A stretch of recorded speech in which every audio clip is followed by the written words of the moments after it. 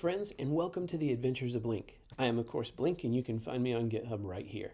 Now, if you're enjoying this content, if you're getting something out of it, make sure you leave me a like so I know it's good, and I do more stuff like that. And if you're really enjoying yourself and you don't want to miss out, make sure you click subscribe. That way you can follow along and you'll get updates whenever something new gets released. So in today's adventure, we're going to start the refactoring process. Now that we have our test suite, we can make changes safely. And so we'll immediately know if we're going to break anything. So before we dig too far into the code, I want to take just a minute to make sure that we understand our big picture status.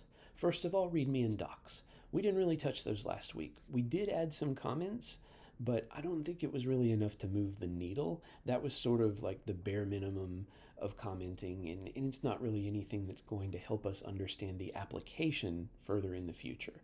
We might get some bonus points if we consider that we named all of the test methods very explicitly so that we know exactly what's supposed to be tested in that method. That helps us understand when a test fails what behavior we need to go figure out about how it was altered.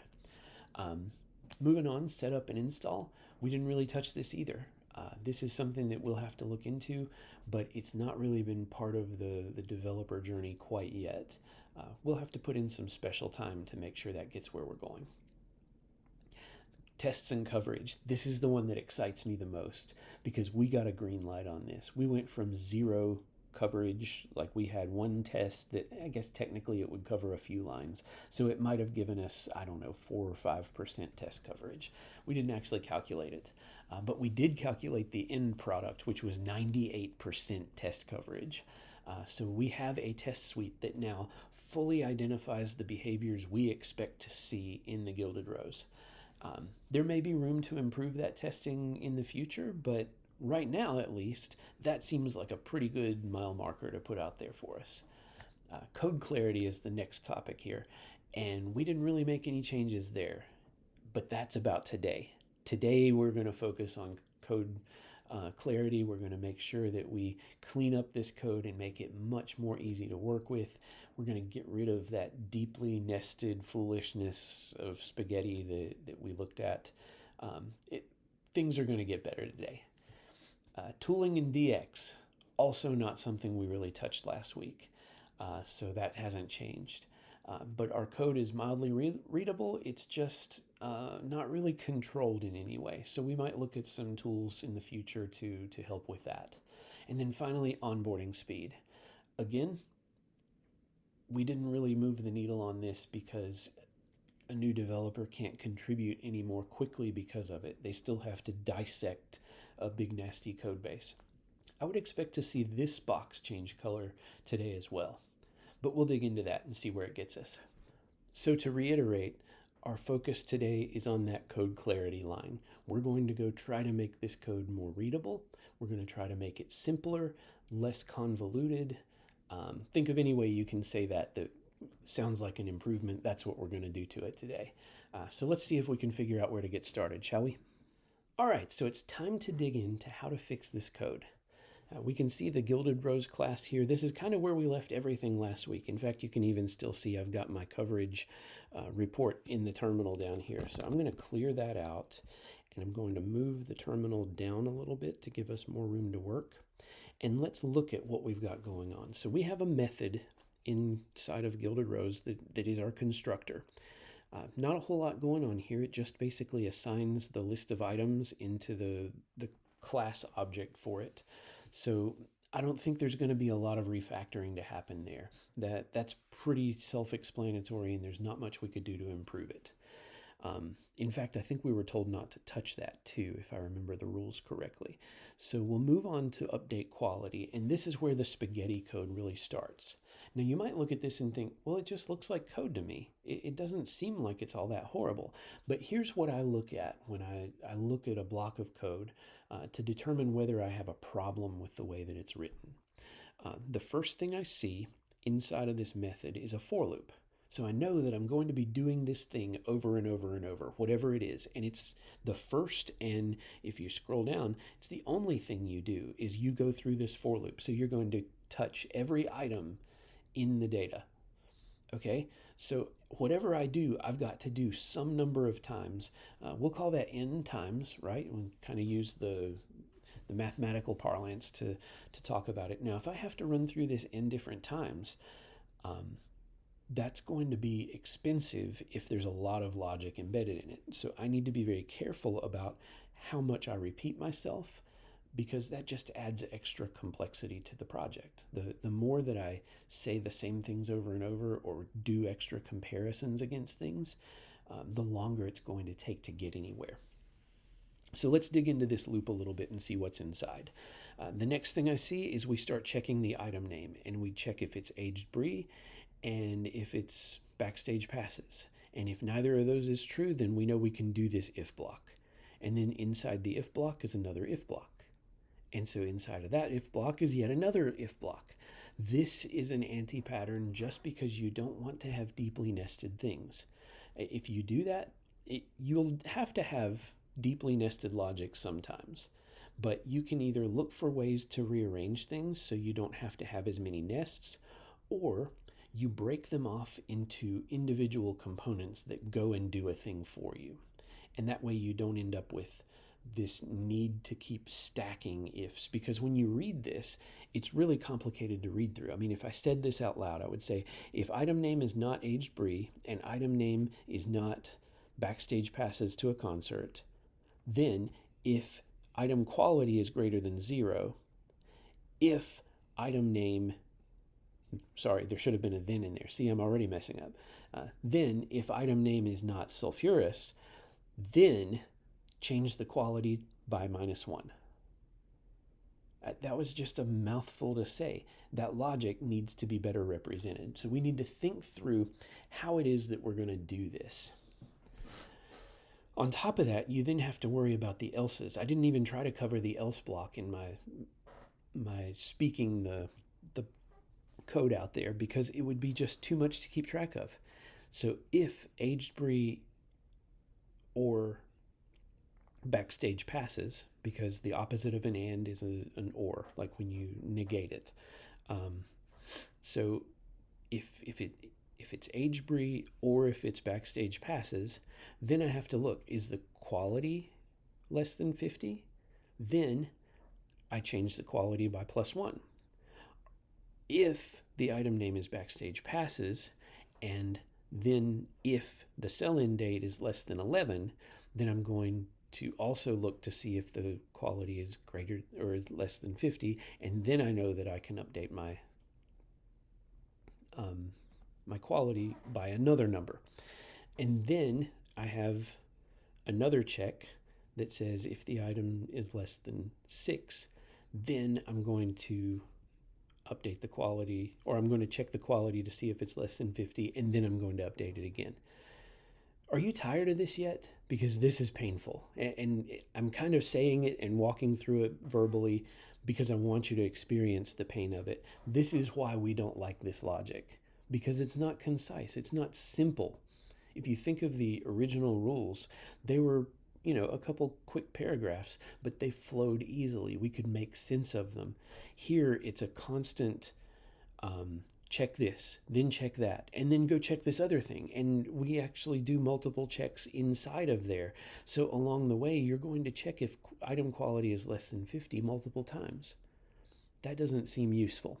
We need to figure out a better way to handle it.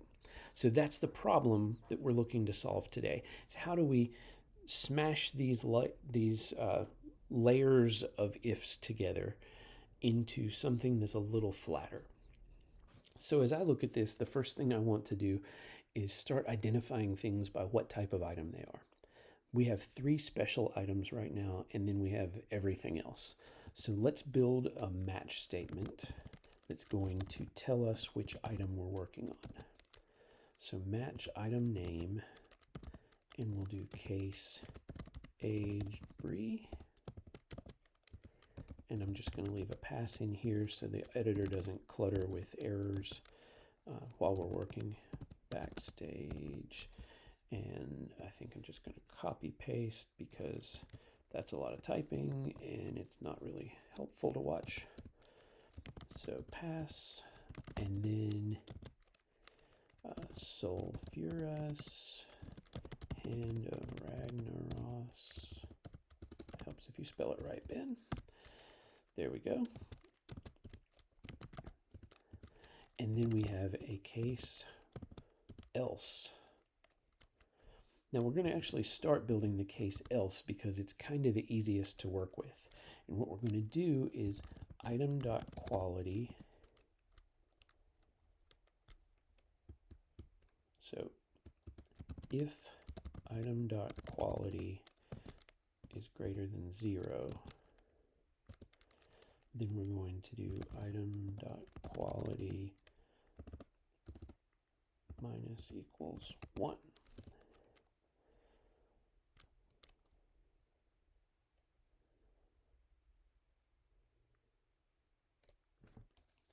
And actually that's not good enough because remember the quality decreases by 2 on every item if it's past the sell by date. So I need to come in here and do item dot sell in is less than 0. Then we're going to do minus 2. Else we'll do item dot quality minus equals 1.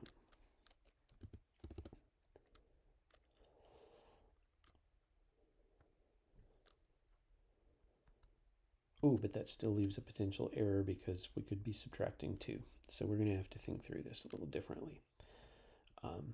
What I'll do instead is this. We'll change the value first, and then we will compare. So if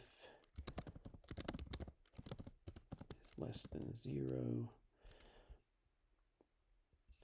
and I can do like a Python shortcut here. I'll do item.quality equals 0 if it's less than 0, else it's just the item.quality.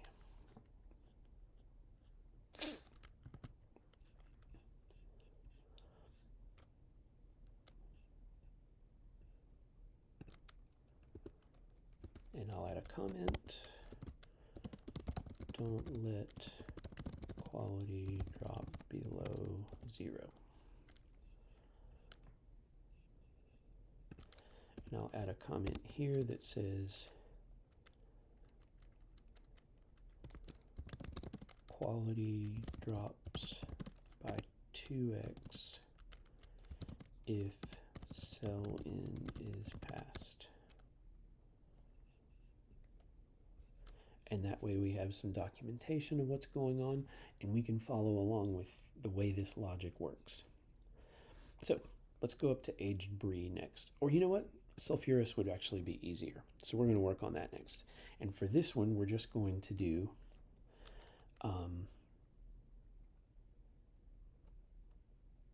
actually the pass would probably work just fine here because we're never going to change anything for sulfurous. Whatever values it's passed in with remain the same. So we skip over it completely.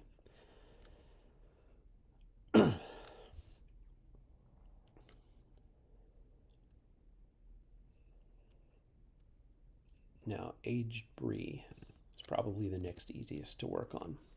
And so for aged brie, we're going to do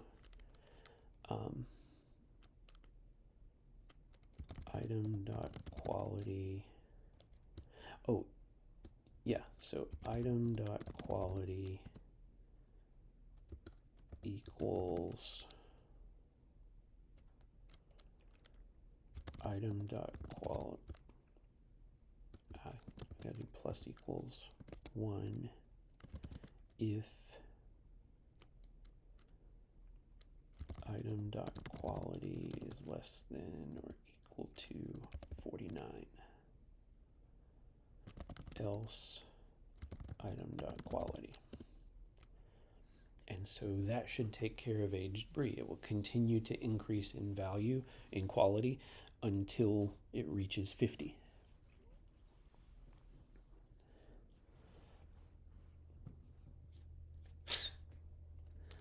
Now let's see about backstage passes. So here we're going to say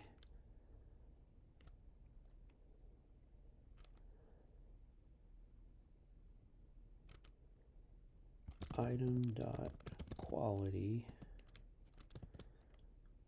is going to be increased. Well, you know what? It's going to be set to 0 if item.quality, or if the sell-in is passed. That's what it is in this one. So if sell-in is less than 0. Is that how it's done before? Let's look.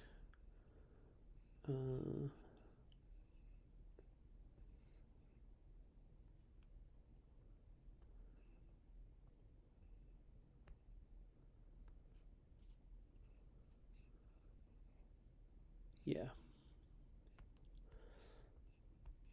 So if it's greater than, if sell-in is less than 0, that's what we're looking for. So this same condition applies here. Else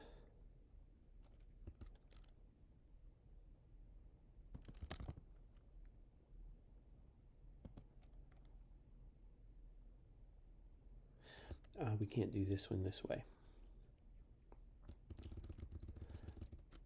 because we can't bring it all onto one line. There's too much going on. So if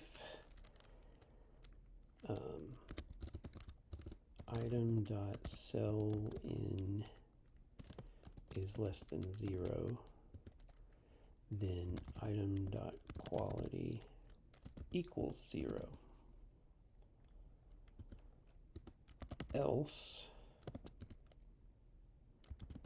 if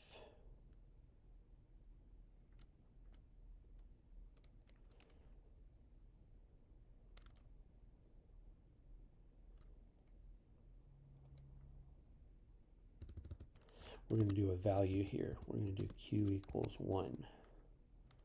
So if we're going to change the quality, if we're going to increment the quality at all, it's by 1. But we have other rules that can affect that. So then we can say if item.sell-in is less than 11,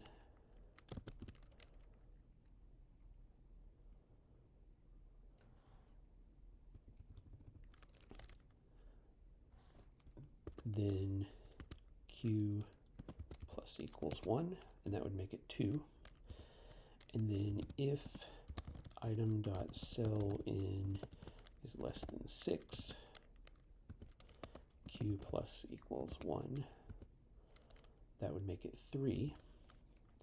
And then we can do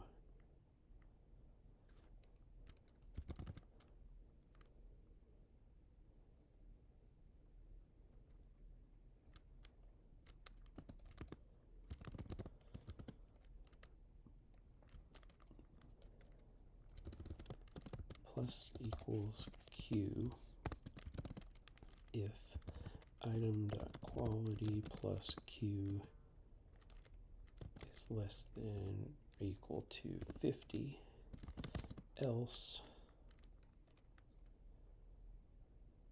50.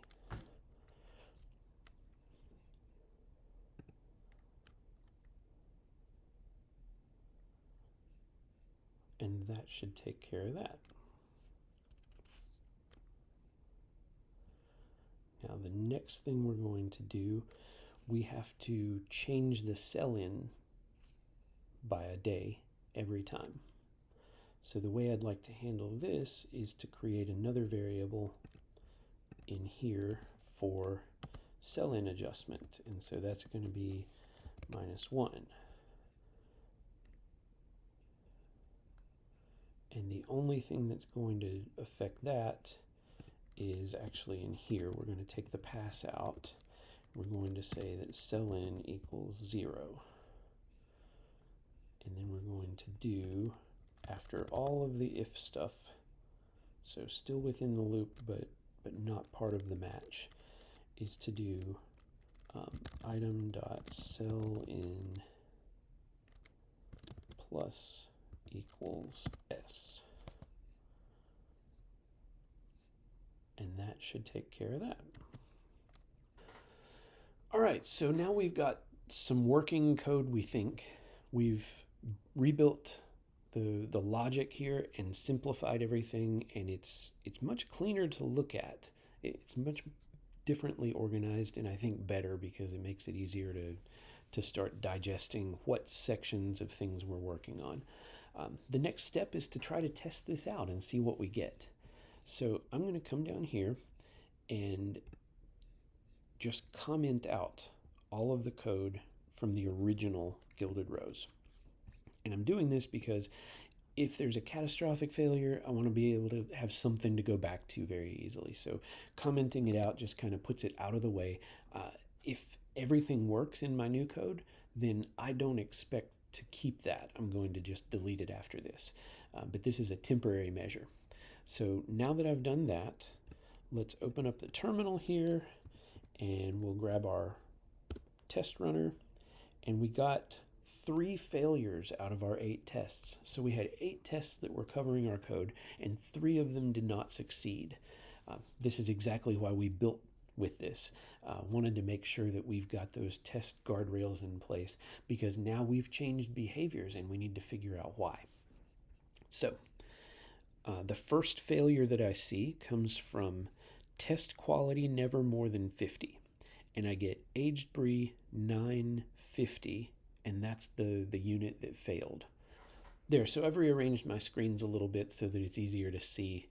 I've got the code that we've changed over here on the left, and I've got the test on the right.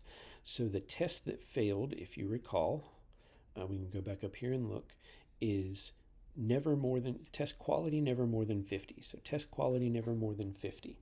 And this test is failing, but quite frankly, I can't tell quite why it's failing.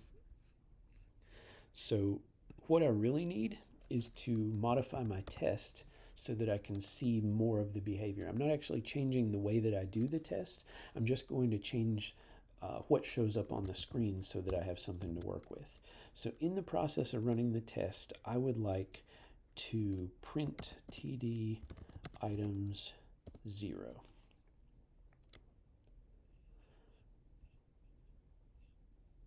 I have no idea why my screen decided to flip that around on me. There we go. So now I have an extra print statement in here. I'm going to go clear and rerun. I'm still getting the same 3 failures, but let's see what came out of this. Do I get anything? Here we go. So I got aged brie 9 100. Why would I get 100 there? So it apparently doubled the quality value, and I don't know why.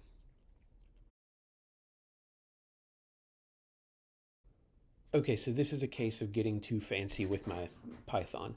I thought I remembered this working as a single liner type thing, but as it turns out, this is actually a loop. So it's saying to continue to increment quality until I reach whatever condition.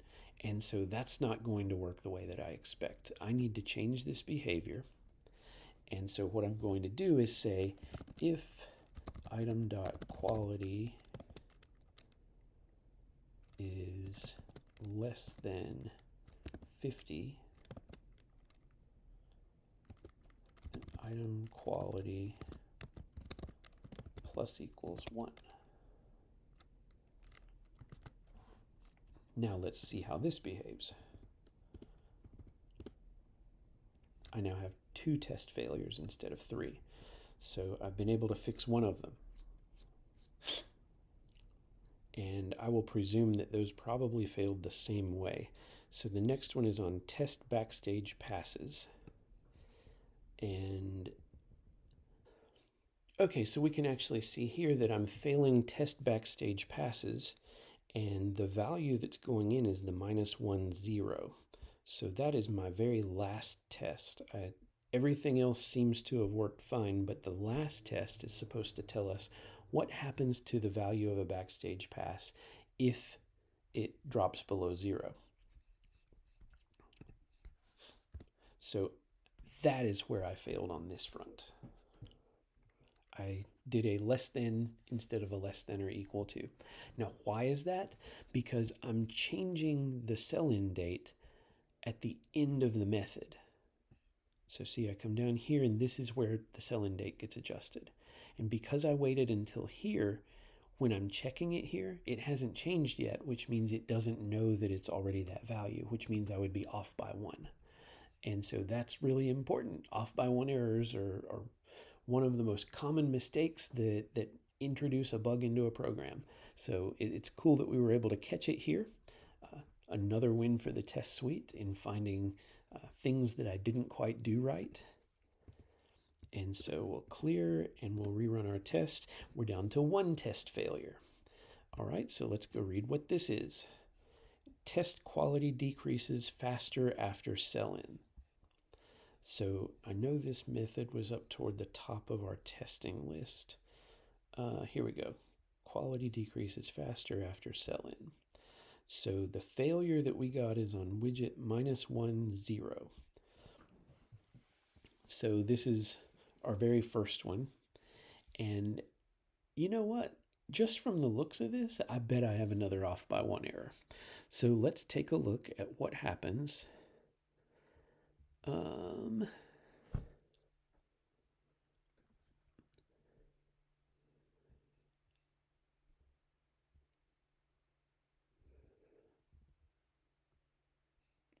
So this is code that's not part of a special case. I can drop to my base case, and I bet you that because the sell-in is because I'm checking the sell-in before I actually change its value, that's where my failure is introduced. And now I have a perfectly working application again. I'm passing all of my tests, and I know that it behaves the same way it did before. So I'm going to close down this test suite, and we're going to just take a quick look here just to recap what we did. So update quality originally had this code in it. And so you can see we went 1, 2, 3, 4 levels deep. 1, 2, 3, 4, 5, 6 levels deep. 1, 2, 3, 4, 5, 6 levels deep again. So we're going a maximum of 6 levels deep in nesting. And we want to get away from that as much as possible because that represents extra complexity that we have to sort through. Now in this case, we go 1, 2, 3, 4.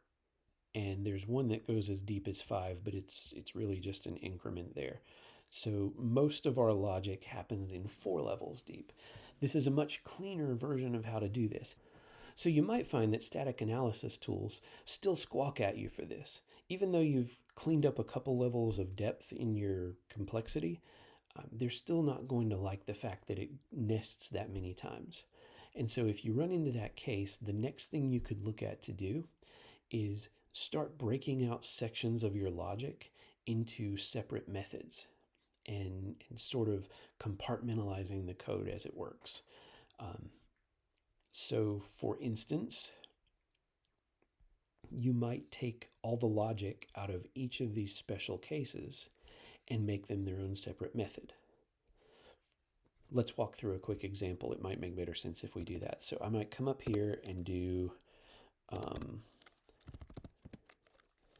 define handle age brie, and I'm going to take in an item because that's what it's going to pass me when I get there.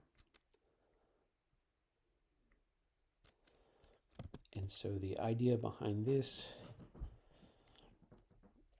is that I could do if item.quality is less than 50, return item.quality plus 1. And so this would then be changed to item.quality equals handle, or sorry, this is there we go, handle aged brie, and I would pass in the item. And so that gets me another layer or two shallower, just to say that's how I'm going to do that part. And then I would have another one for backstage passes. And this is where we would get the real win, is to make this less complex. I could then come in, let's go on ahead and do that real quick because that's probably worth. Handle backstage pass item. And so all I would do is move this logic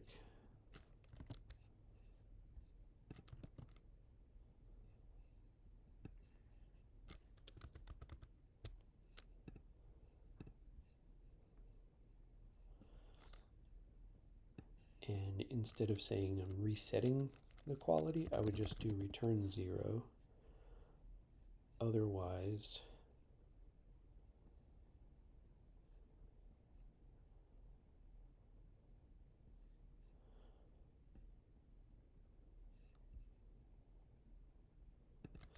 and then I would set this as like new quality.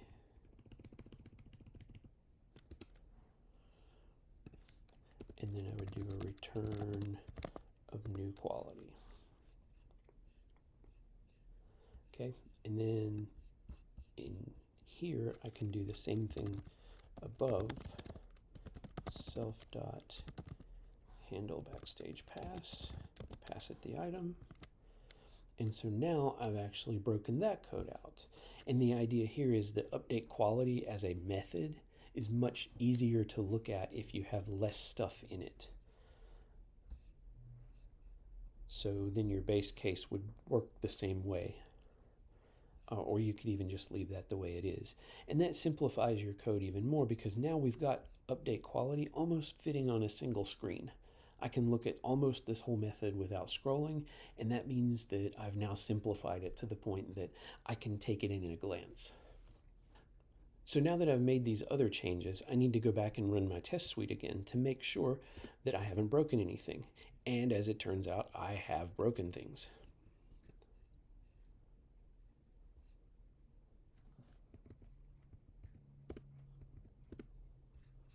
Let's see what's broken.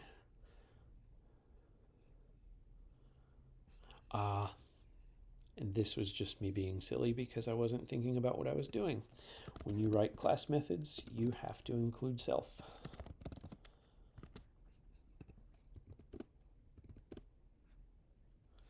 And now that leaves me with one more error to fix, which is quality never more than 50. Aged brie 950 does not return correctly.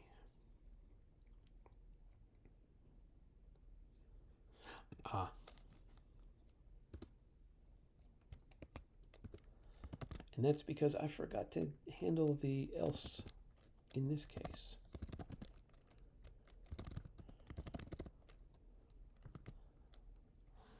There we go.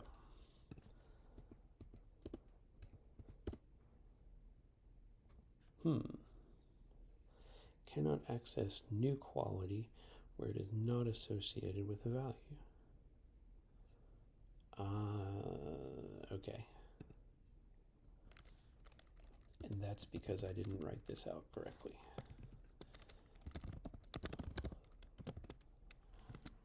There. I got in a hurry. My syntax was leaving a little bit to be desired. Now, we now have a working application. The very last thing we can do is go delete all of this old code. This is a critical step that a lot of software engineers forget to take advantage of. And it's not that they necessarily forget, it's that they're nervous about deleting a bunch of things that used to be in production code. They get a little worried, oh, what if I need that again? Well, if you're using source control, think of our season on Git. Source control is going to have that in there. You can revert those files. I commented it out here because I didn't want to have to mess with Git. I wanted to just kind of stay with this is what I'm currently working on. But now that I'm finished, I have absolutely no qualms about deleting all of that old code that I had commented out, and we're good to go. So now I have a very simple approach to the Gilded Rose. It's much more maintainable. Obviously, I still owe some comments, so I could go back and do like the method level comments, and I could do the individual things to talk about why we picked the certain values. Ideally, we would move those values out to some sort of constants so that we could say, hey, look, if you ever want to change this, you change the constant and it updates the entire method for you. That's a safer way to go about doing that kind of stuff. I'm not going to waste time with it today because it's very short and most of the things aren't really reused. They would just be tedious to add in the constant for it. But in a larger code base, that's a really critical step. So keep those things in mind. So I hope that you have a better understanding of what's going on in the Gilded Rose. It's not just a big plate of spaghetti anymore. We've actually solved some problems. We've also made sure that there are good test suites in place, and those tests have turned out to be valuable for us. They were able to help us identify bugs that we had in our code, which is a fantastic use of using testing to solve problems. That's why we write those tests, so that we can have a handle on how things behave. I hope you're having a good time with this because this is so exciting for me to be able to see this come together, to watch the changes happen, and to know that we're making them perfectly safely. This is a good muscle to exercise. It's a huge win as a software engineer. And that's going to wrap up an episode of The Adventures of Blink. We've now finished the Refactor Gambit, and we're ready to move on. Tune in next week as we talk about the DX patch. See you next time.